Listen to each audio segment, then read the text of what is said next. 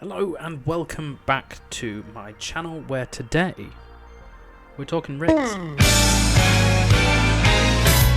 So, I've had this Trak Racer RS6 for about 6 months now, and when I was initially looking for a rig, I was often going through YouTube and trying to find reviews of what I thought might be the best rig. And the thing I always noticed is that people tend to do reviews of unboxing it and first impressions. You don't see a lot of reviews about long-term usage and how the rig is faring over time. So today, that's what I'm going to try and do for you. This is a 6-month review of the Trak Racer RS6. As a whole package, for what I wanted, yes I am, and for what I paid, yes I am happy with this rig. It's served me well, and it's been nice to have somewhere to sit that wasn't a plastic IKEA chair that I was sat on before. The rig is a great size. It has mounting for my shifters, it has an adjustable pedal deck, a seat slider, we'll get into that, and it has allowed me to mount the Thrustmaster T300 and the Fanatec CSW 2.5. So that's the front of it, of what I like. It's a solid, fun rig, and there is just something about sitting in a bucket seat and doing some sim racing that just makes it feel even better. I do have some downsides though, so let's get into them. Now, for all the things that I do love about this rig, there are some things that really annoy me and that I just feel like I've just missed the mark with this rig. So, firstly, I've got to talk about this shifter plate. Now, when I bought this rig, I didn't have a shifter, I didn't have a handbrake. I was doing mostly GT car driving, with a little bit of rally sprinkled in there every now and then. Now I've pretty much transitioned to only driving rally, just what I find more fun, and that's where the issues have come across. I've purchased a shifter and a handbrake, and firstly, the shifter plate isn't quite big enough for me to fit both of them on there, but then again, that's my fault for buying a very large shifter. My issue comes with the rigidity of the shifter plate. It has a great amount of mounting options on it, but the flex and the wobble it's bad. I don't notice it too much when I'm racing, and I say too much because I do notice it, but it doesn't massively affect my performance. When you watch it back on video, it looks horrendous. It is shaking about all you want, and also I can't quite get it close enough to me. It is as close on the settings as I can actually get it to me, and I still feel like I'm straining just a little bit in my elbow, and I've come away with a bit of a sore elbow after a lot of sessions of doing a lot of H-pattern shifting and using the handbrake. So the second thing that I'm not massively keen on this rig is the flex. So in terms of attaching the wheelbase, despite it only having one arm coming up, it is rock solid. I had a Thrustmaster which, doesn't put out that much, but now I'm putting about 8 Newton meters of it through the Fanatec CSW, and I don't get any flex out of it at all. The wheel, apart from a few times when I hadn't screwed down the wheel properly, but since it's been properly locked in, honestly not any flex in the wheel at all, and that's brilliant. It's an amazing bit of kit that it can hold together a wheel that's putting out, a decent amount of power. The place where the flex comes in, and I'm going to physically show this to you now, is the seat.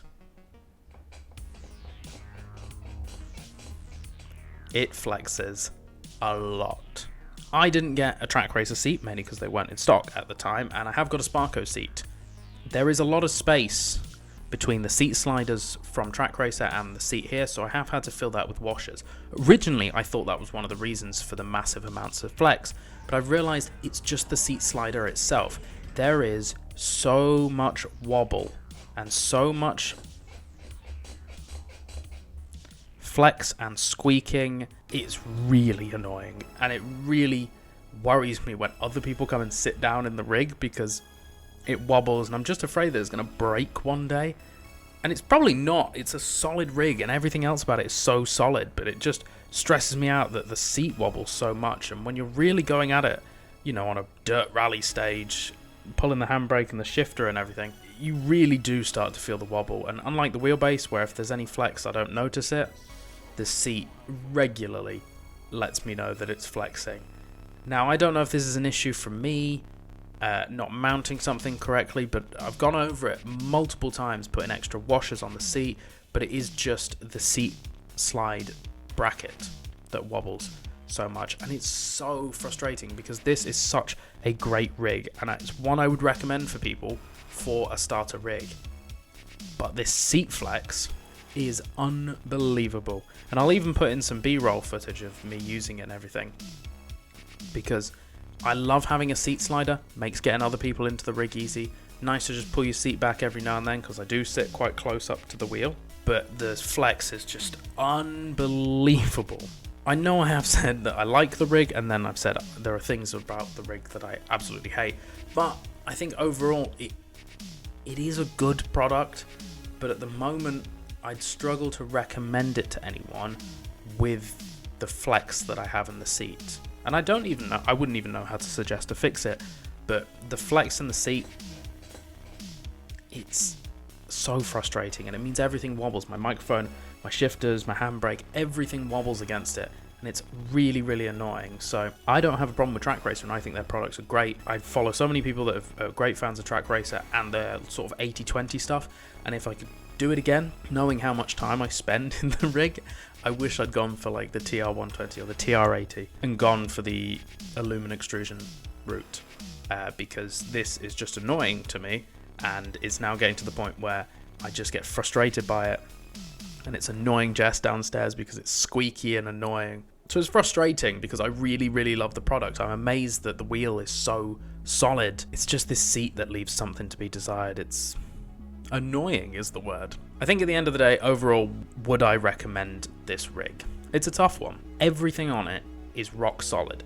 Pedal adjustments, wheelbase, fantastic, absolutely brilliant, and it was really mostly easy to put together. Just the two things that I have issue with being that shifter arm plate and the seat slider. I struggle to recommend this now. When I first got this, I was happy to recommend it, happy to recommend this to beginners and everything, but I think for the money there are better options out there. I'm going to stick with it, and I'm definitely going to stick with Trak Racer, unless it's something that I've done wrong, which I don't think it is.